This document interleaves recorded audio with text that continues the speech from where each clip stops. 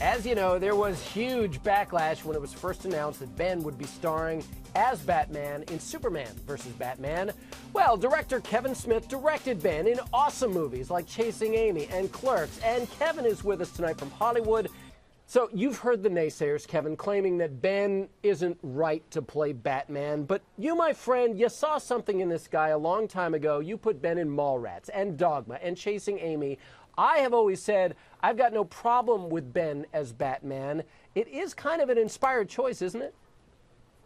Yeah, I mean, for me, it's a great choice. This is a dude who I dug and put in a lot of movies and stuff.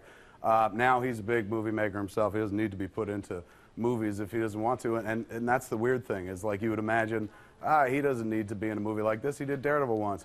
But he's doing it. He's doing Batman. I think that's phenomenal. For me, as a big Ben Affleck fan, that's awesome. But I suspect it's got a personal edge to it, man. He's got kids now.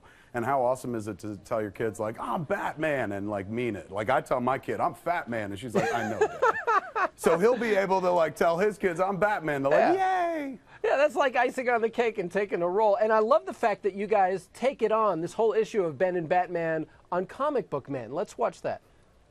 Oh, right on. The moment they announced Ben Affleck as Batman, my face had a Joker-like rictus grin. It was like, oh my God, I know Batman. I put Batman in movies. He's played a villain in movies for me.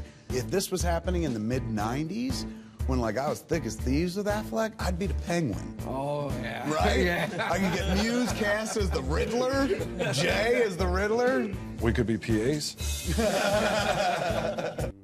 Yeah, so again, we agree this is a good deal having Ben in this movie, but why do you think everybody's still so bent out of shape over it? Or Ben out of shape, if you will, no pun intended. I honestly, you know, it's the internet. People like to complain. And as was the case with this story, they fervently tore at it for a few days, and then Miley Cyrus did her twerking at the VMA Awards, and people stopped talking about Ben as Batman for a little while. We got a year and change before we even they start shooting that movie, so longer than that before we start seeing footage. And I honestly, again, I worked with the dude a bunch, so obviously I believe in him as an actor. I've said many times, Affleck could play anything. If they do a remake of Jaws, he could actually play the shark as well. He could. So he'll crush Batman. And also, like, since when does it take Shakespearean chops to play Batman? Like, to play Bruce Wayne, you know, that actually requires a bit of performance. You have to be debonair or whatnot. Once you put on the rubber mask of Batman, it's not like you're emoting to be or not to be. It's mostly just like, I'm gonna punch you, Joker. And the dialogue, it's real simple, and people even stop acting and just start throwing punches. So at the end of the day, I don't know why. There are some people on the internet who are just like, this requires the acting chops and gravitas of our greatest actors, not a Ben Affleck. I could play Batman, for heaven's sakes. When it comes down to it, you'll just see a lot of skin coming out into the cowl like I was in great, Clueless Girl. And I appreciate you always calling it like you see it, Kevin. It's always great to have you here. Thanks again.